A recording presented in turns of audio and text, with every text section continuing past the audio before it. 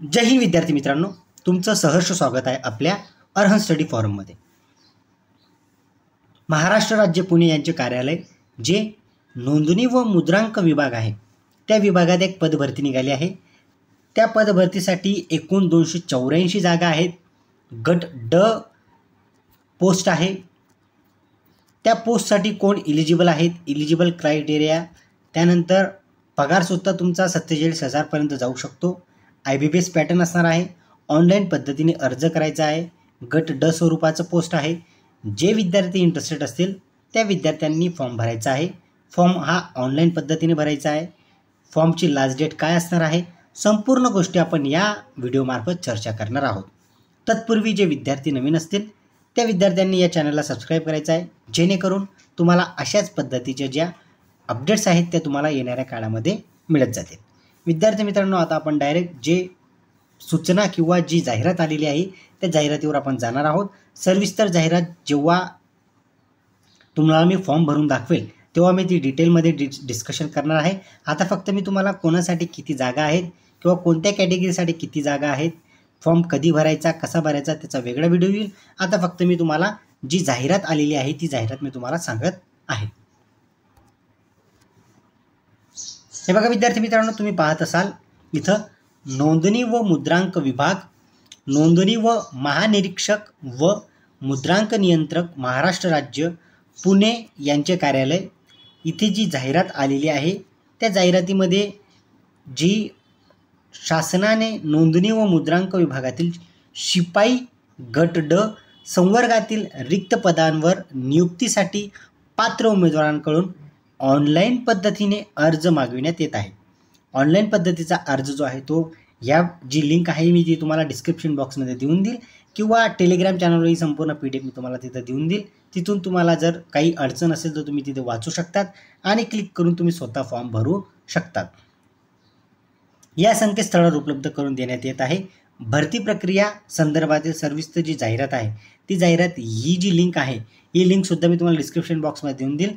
ज्याला ती सविस्तर जाहिरात जर पाहिजे असेल त्याने तिथून ती डाउनलोड करून घ्यायची आहे। आता फॉर्मची वेळापत्रक काय असणार आहे, कालावधी काय असणार आहे तो समजून घ्या। ऑनलाईन अर्ज भरायचा आहे तुम्हाला 22 एप्रिलपासून 22/4/2025 पासून जो अर्ज आहे तो भरण्याचा सुरू झालेला आहे।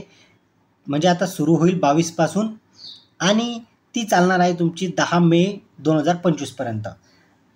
ऑनलाईन परीक्षेचे दिनांक जे आहे ती या तुमच्या वेबसाईटवर वेळोवेळी तुम्ही भेट देत राहा किंवा तुम्ही आपल्या चॅनल सबस्क्राईब केलं तर तुम्हाला मी ती डेटसुद्धा जेव्हा येईल तेव्हा ते तुम्हाला मी देऊन देईल। पदाचं नाव आहे तुमचं शिपाई, संवर्ग आहे तुमचा गट ड, वेतन श्रेणी तुमची S1 आहे, 15,000 ते 47,600 इतकं तुमचं अनुज्ञेय किंवा तुमचं वेतन असणार आहे। एकूण पद आहेत तुमचे 284। आता सामाजिक व समांतर आरक्षणानुसार ज्या विद्यार्थ्यांसाठी जे महत्त्वाचं असतं की माझ्या कॅटेगरीसाठी किती जागा, ते आपण आता पाहून घेऊया थोडक्यात।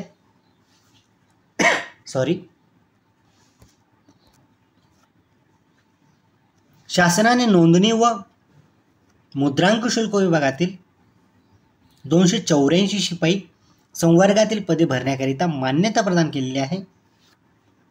284 जागा आहेत।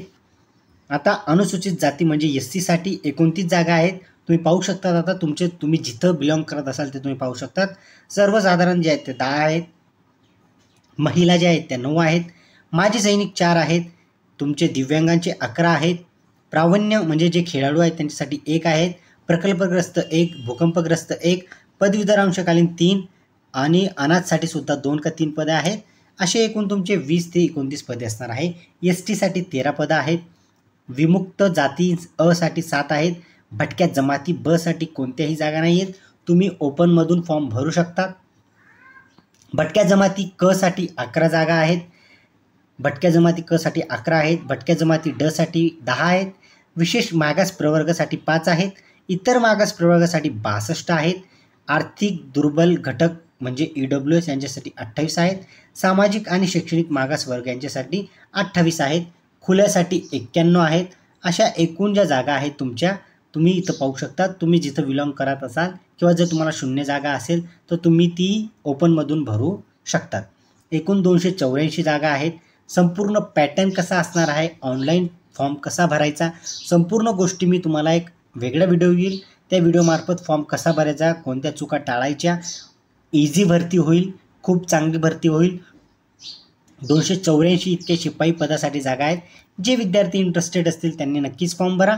आणि नोंदणी व मुद्रांक विभाग जे पुण्याला आहे तिथेच तुमची जी आहे ती नियुक्ती होईल. म्हणजे जे विद्यार्थी इंटरेस्टेड असतील त्यांनी फॉर्म भरायचा आहे. या पदभरतीसाठी काय काय गोष्टी आवश्यक असतात त्या गोष्टीसुद्धा मी तुम्हाला टेलिग्रामवर अवेलेबल करून देईल. कारण शिपाई पदभरती जी आहे गट ड यानुसार आपलं जे चॅनल आहे ते तुम्हाला माहिती आहे. मग न्यायालयीन पदभरती शिपाई असेल किंवा विविध पदाचे जे शिपाई पदभरती आहे त्यासाठी लागणारं मटेरियल आपल्या चॅनलवर अवेलेबल असतं. विद्यार्थी मित्रांनो, तुम्हाला मी आता एक नवीन व्हिडिओ घेऊन येईल. सविस्तर जाहिरात त्याच्यामध्ये असेल, इलिजिबल क्रायटेरिया काय असेल किंवा तुमचं जे एज आहे एज काय असेल त्या संपूर्ण गोष्टी मी एक वेगळ्या व्हिडिओमार्फत चर्चा करेल. आणि त्याच व्हिडिओमार्फत मी तुम्हाला फॉर्म कसा भरायचा ते सुद्धा मी तिथं सांगणार आहे. चला विद्यार्थ्यांनो, जे विद्यार्थी इंटरेस्टेड असतील संपूर्ण जे डिस्क्रिप्शन बॉक्समध्ये मी लिंक देऊन देईल. तुम्ही स्वतः जर फॉर्म भरत असाल तर तिथं क्लिक करून तुम्ही फॉर्म भरू शकतात. चला विद्यार्थी मित्रांनो, आता तुमची मी रजा घेतो. जय हिंद. फक्त फॉर्ममध्ये कुठलीही गडबड करू नका, घाई करू नका. 11 मे 2025 पर्यंत लास्ट डेट आहे. तुमच्याकडे संपूर्ण जे डॉक्युमेंट आहेत ते असणं गरजेचं आहे. जे विद्यार्थी नॉन क्रिमिनलमध्ये येतात त्यांनीसुद्धा तुमचं नॉन क्रिमिनल काढून घ्या, EWS सर्टिफिकेटसुद्धा काढून घ्या. कारण प्रत्येक सामाजिक आणि समांतर आरक्षणामध्ये प्रत्येकाला काही ना काहीतरी इथं जागा आहेत. चला विद्यार्थी मित्रांनो, जॉब प्रोफाईलबद्दल जरी तुम्हाला माहिती पाहिजे असेल ते सुद्धा मी तुम्हाला येणाऱ्या व्हिडिओमार्फत सांगून देईल. चला विद्यार्थी मित्रांनो, जर तुम्हाला व्हिडिओ आवडला असेल तर नक्की लाईक करा. जे तुमचे सूचक विद्यार्थी असतील किंवा तुमचे हितचिंतक असतील, चांगले विद्यार्थी असतील त्यापर्यंत हा व्हिडिओ नक्कीच पोहोचवा. आणि येणारे जे पदभरती असतील त्यांच्यासाठी चॅनलला सबस्क्राईब करून घ्या, जेणेकरून अशाच पदभरतीबद्दल तुम्हाला तिथं ज्या अपडेट्स आहेत त्या तुम्हाला तिथं मिळत जातील. चला विद्यार्थी मित्रांनो, तुम्हाला मी आता तुमची रजा घेतो. जय हिंद. आणि विद्यार्थी मित्रांनो, महत्त्वाची बाब तुम्हाला सांगायला विसरलो ती म्हणजे IBPS पॅटर्न असणार आहे. हे तुम्ही डोक्यात फिक्स करून ठेवा. कारण पेपरची लेवल IBPS TCS तुम्ही पेपर देतात, तुम्हाला ते माहिती असतं. म्हणून एक शॉर्टमध्ये तुम्हाला सांगण्याचा प्रयत्न केला की IBPS मार्फत पेपर होणार आहे. चला विद्यार्थ्यांनो, आता तुमची मी रजा घेतो. जय हिंद.